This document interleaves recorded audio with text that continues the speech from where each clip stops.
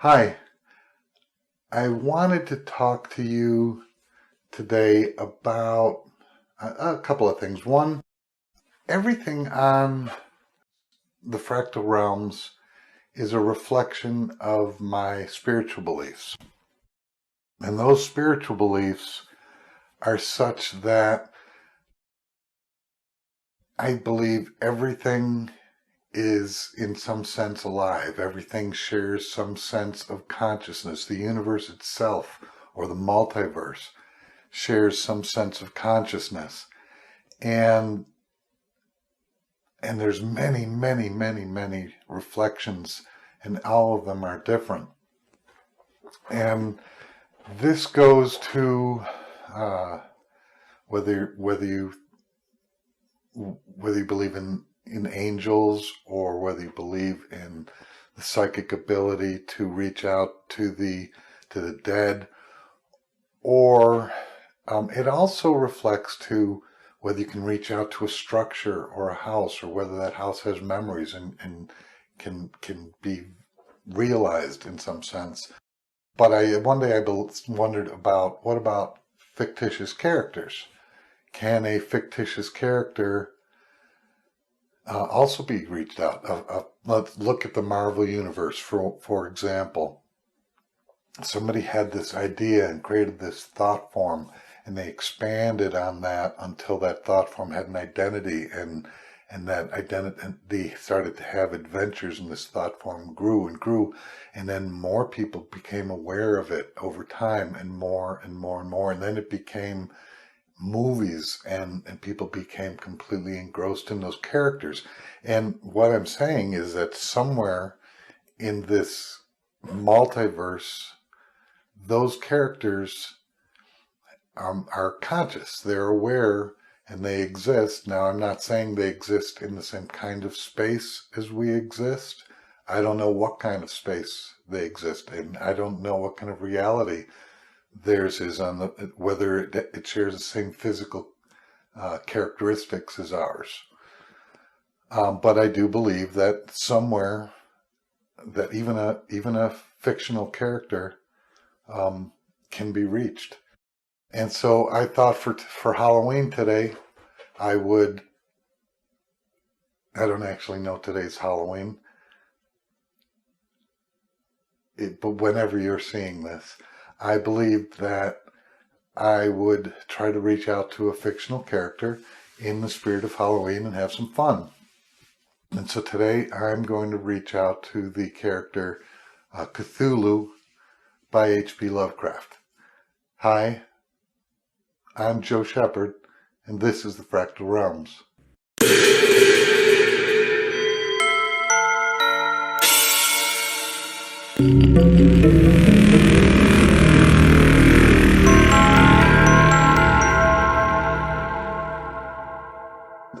So let's get started.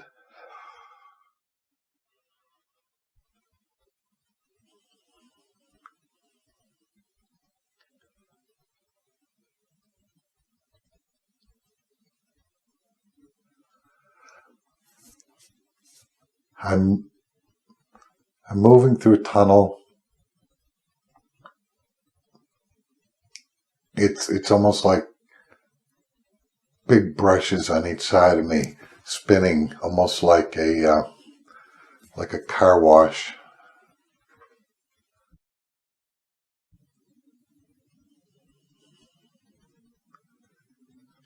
And now I've reached the end of the tunnel, and I'm in the ocean, or what I believe to be an ocean. There's giant waves all around me. It's a stormy ocean. And by giant, I mean 100 feet high.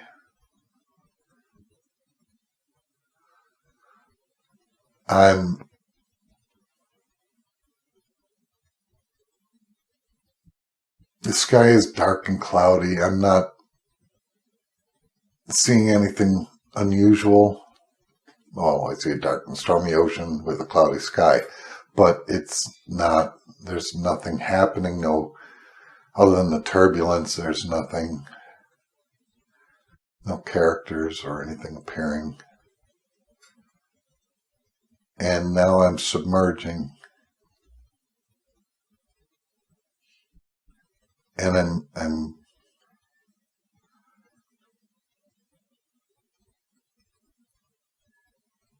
I'm racing down through the water. And it's dark water. It's not, I've been in visions before where I've been in the water. It's been more like the Caribbean or the Keys or something where the water is clear and blue. This is dark and gloomy water. Not a lot of light penetrating. And I'm continuing to race down through the water.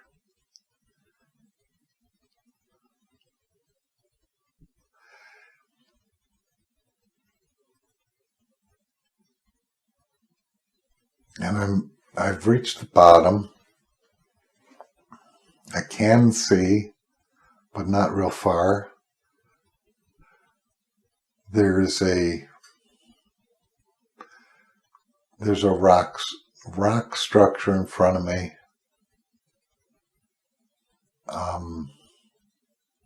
It's got an oval shaped entry with a rock in front of the door. I'm not going to remove the rock. I'm going to go right through it. Okay.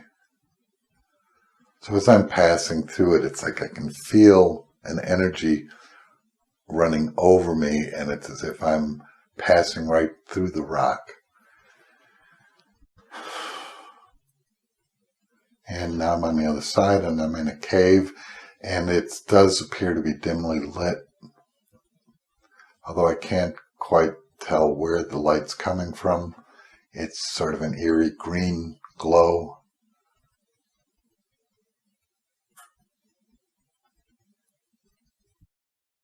And it's a dark cave. There's water on the bottom. It's about maybe halfway between my feet and my knees.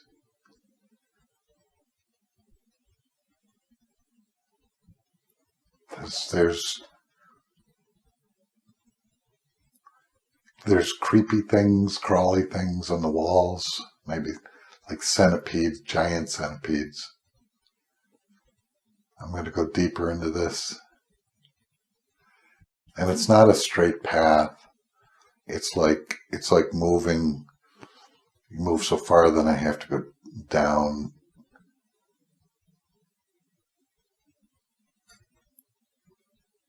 And side to side, like I'm going through some kind of rocky cliff area.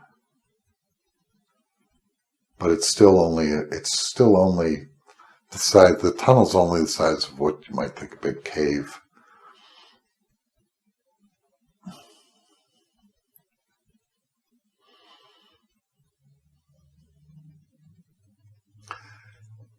There's more. The deeper I go into the cave, the more there is.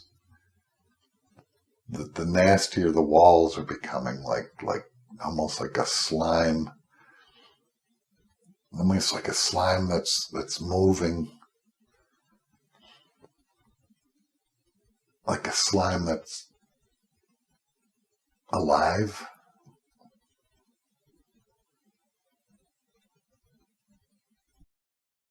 And there are, I want to say tentacles, like as if this slime has shoots like a plant, and it wants to reach out. It's tangling up in my ankles.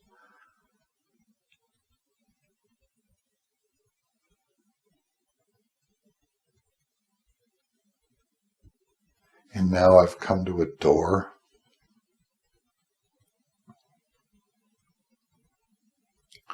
It seems like this is a great big door, like it's up a staircase, and it's like a great big Gothic kind of a door with I want to say torches on each side, but they're more of a green glow instead of the flames you might expect.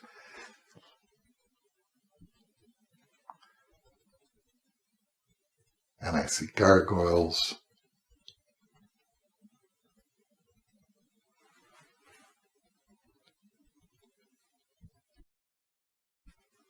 And I'm going to, it's just strange. I'm in the middle of a cave under the ocean, and it's sort of a nasty cave with things that apparently are living in it that are not human of any sort. And I'm going to go through these doors like I did through the cave itself.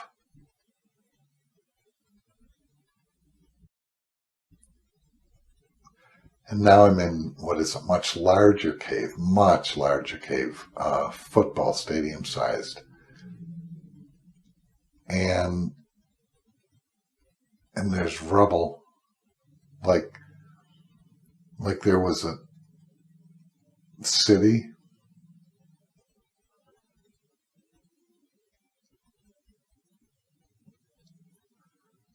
but it's busted up and broken, and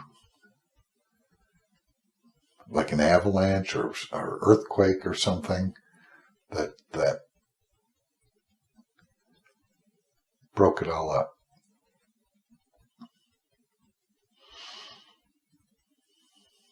There is a clear path through the rubble, and I hear this great big voice, this great booming voice say, "Why are you here?"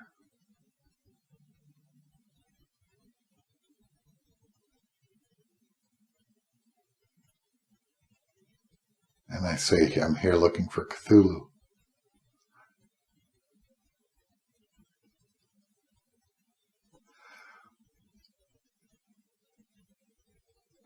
As I'm walking up this path, it's cleared of debris, but there's like statues that are running along the sides of this path, like this was some great big promenade before it collapsed. And these statues, there may even be guards next to the statues. The statues are some kind of monstrous looking, non-human thing.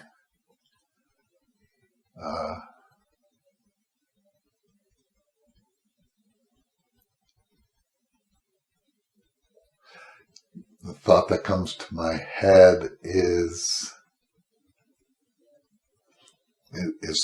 if you've ever seen the movie Pumpkinhead. Not quite. I went to a Christmas party and I wore a pumpkin mask, so I'm sure that's coloring my perception of what these statues look like. But it does seem like there's guards. It's as if these slimy, seaweedy looking things are standing alongside in the shadows.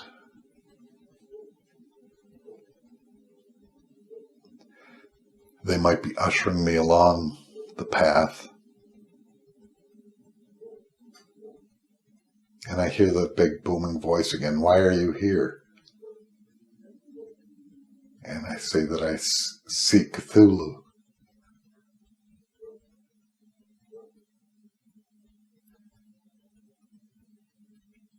And it says, "And you're worthy of seeking Cthulhu?"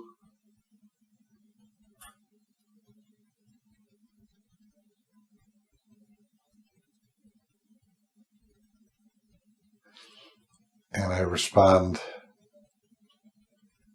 "If this is where you exist and this is where you live, I would think you'd welcome the opportunity." And it's a laugh in the background. in a response. And I'm coming up on what is more or less, I guess it's a palace, but it's, mind you, we're in a cave. It's a dark place. Everything's busted. And these great big doors, maybe 30 feet high, open up in front of me.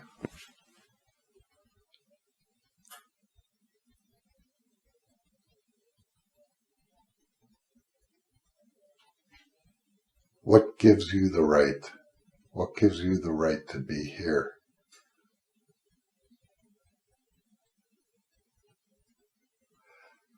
He's asking me what gives me the right to be here. It's as if he's asking for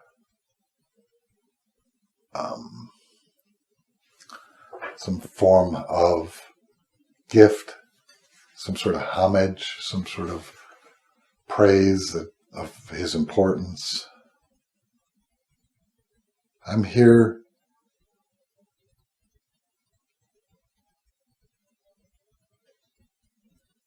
This honestly, this is one of the creepiest places I've ever been. I mean, if I were not in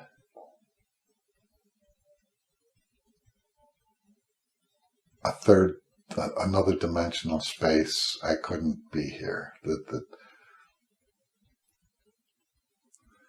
The hatred,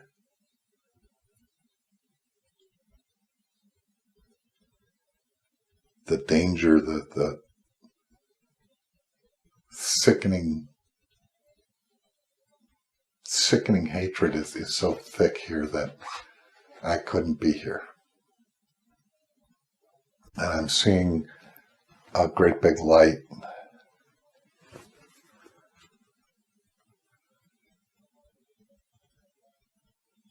You don't belong here, he tells me. And wow, now I'm seeing.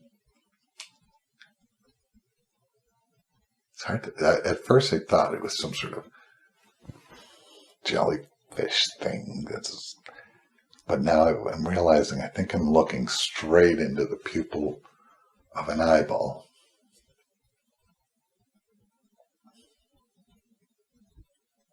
I'm hearing something saying Cthulhu, the destroyer, Cthulhu, the king, Cthulhu, the end.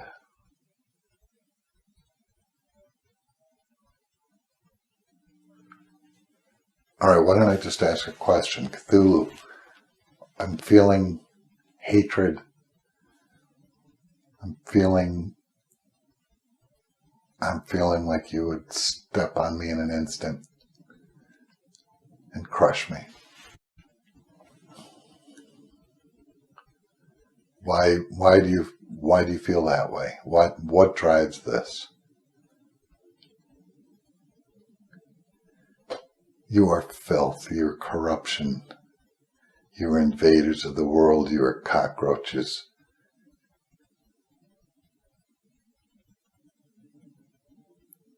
You're disgusting interlopers that invade space. Your only purpose for living at all is so that I can have the entertainment of destroying you. I'll not be trapped here forever.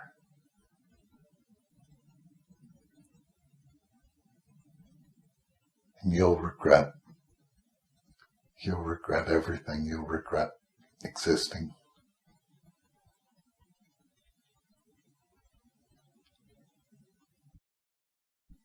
I don't actually see him. All I see is this great big eyeball staring at me.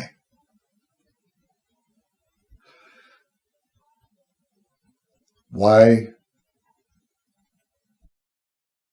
Cthulhu, if you are a being of such greatness, a being of such prosperity and wonder, why would you wish to destroy anything?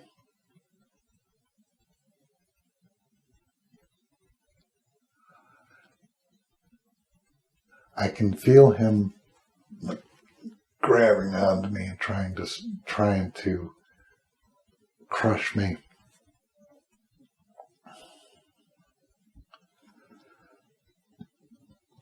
And I hear him speaking of the ancients, the ancient world.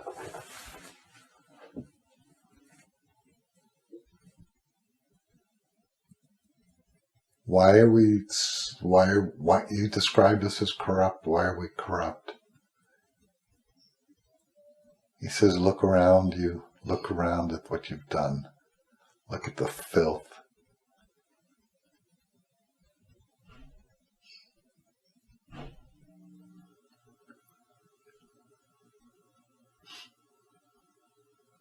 You know what I think? I think I'm here in front of an immortal being who has nothing but hate and vague ideas of why, who wants to destroy without any real explanation why. You want vengeance, as if you want to strike back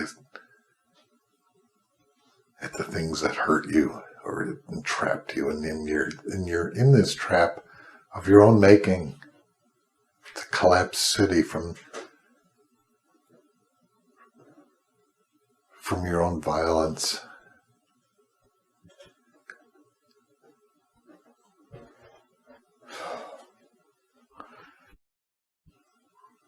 You sound childish.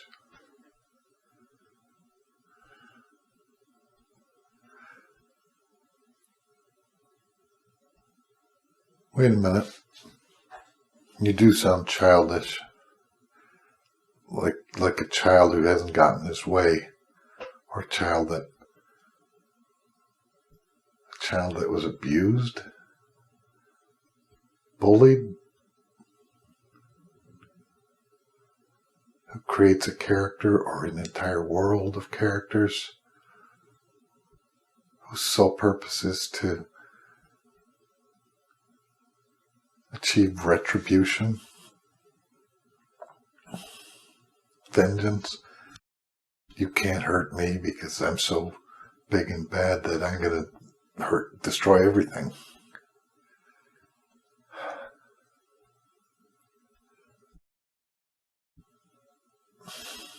Suddenly this whole scene reminds me of The Wizard of Oz, where I'm in this theater made to look horrifying and scary and powerful, where all this thing has to do is escape, and everything is doomed, held back by fear. Fear alone keeps you at bay.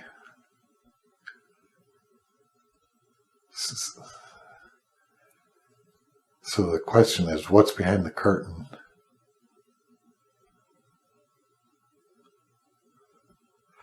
So I'm moving deeper into the, I don't know what to call it, arena, the show. If this were a palace, this would be the throne room. But it's oval shaped on one side with tiers, tiered walking platforms. It's all rock. And I'm moving in deeper and closer to Cthulhu. And Cthulhu really is frightening. He's very dragon-like, but not dragon-like. Almost like, I don't know, like a fish man with wings. Like a dragon with the body of a man with scales. And he's massive, and I get closer to him and he seems larger and larger the closer I get. So this thing truly is frightening. But he's stopped moving, he's stopped talking.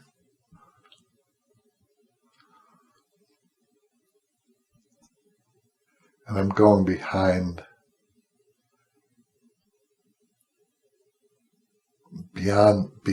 the what I'll call his throne. And I'm hearing you can't go back there. You're not allowed. You'll be destroyed. Stay away.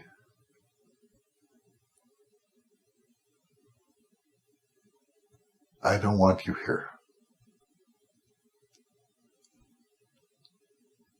And I'm going through a dark hallway behind the throne, and it's really mortifying. I don't even want to describe what I'm seeing, because I'm seeing tortured bodies and souls, dead on the walls, almost not like a dungeon scene. The idea is like a dungeon scene of an old movie, but this is really gruesome stuff.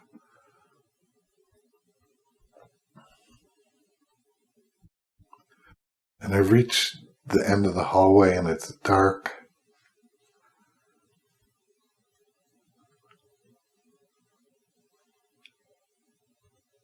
And there's a figure crouched down.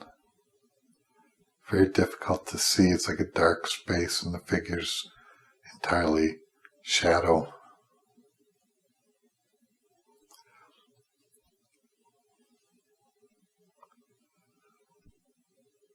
Are you H.P. Lovecraft? These things, don't tell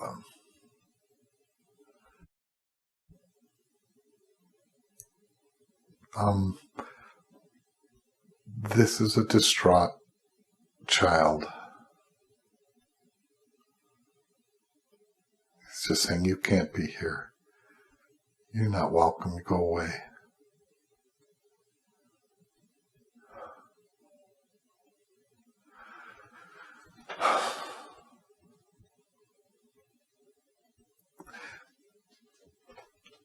This is a distraught child, and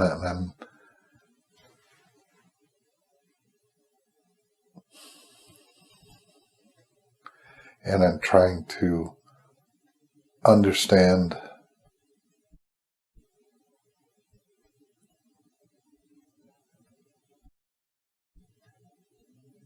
and it's as if the shadows lash out at me.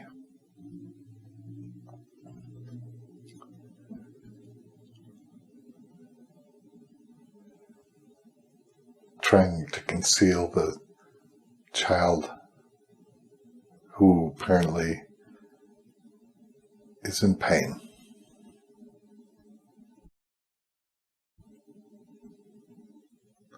So you don't have to hide in the shadows.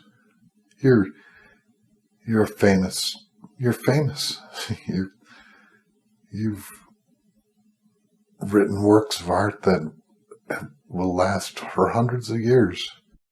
I'm sending an energy while I do this.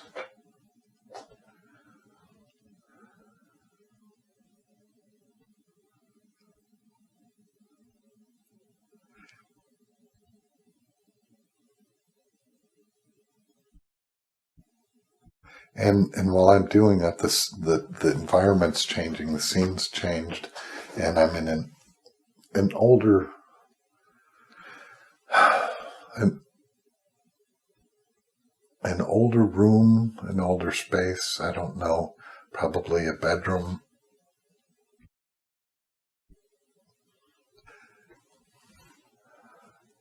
So what we're seeing here is a damaged psyche.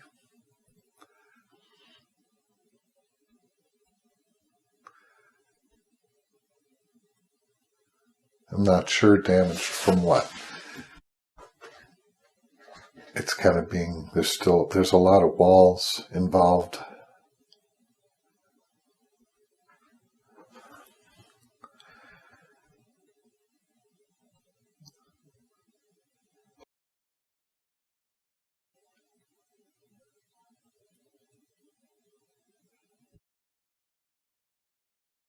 And I'm sending him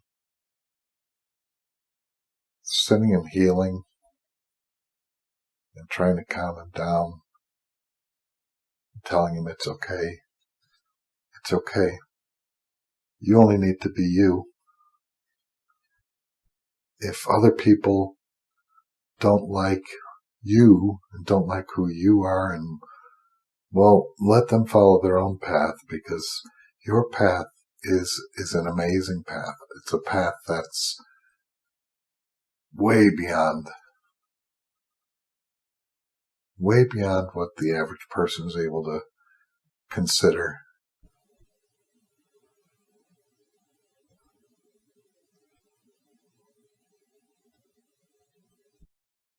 And the scene's fading away. I'm trying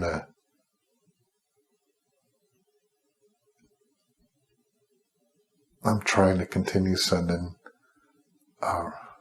Reiki.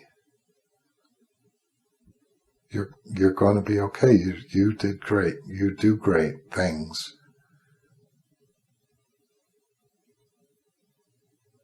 The shadows still, even here in this room, the shadows still want to lash out at me. But I know that this child is not distraught anymore. He's clearing up. He's coming back in control of himself.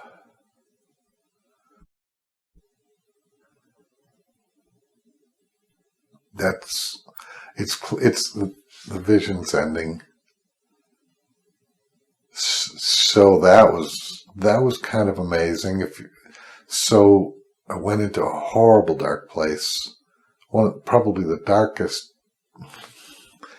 I don't want to say the darkest place I've ever gone into, because I've been into some pretty dark places. This is the first really, really dark fictional character I ever reached out for. And it's kind of amazing, because what I found was that the fictional character was a protective barrier it put up around the author. And so when you think of how prolific H.P. Lovecraft is in monster after monster after monster, attacking and killing and destroying its enemies until, in some cases, good wins out. In some cases, they don't. I haven't read a lot of H.P. Lovecraft. I only know superficially, and I know superficially because so many of the horror movies for the last 50 years have been based on his work. So, happy Halloween, everybody.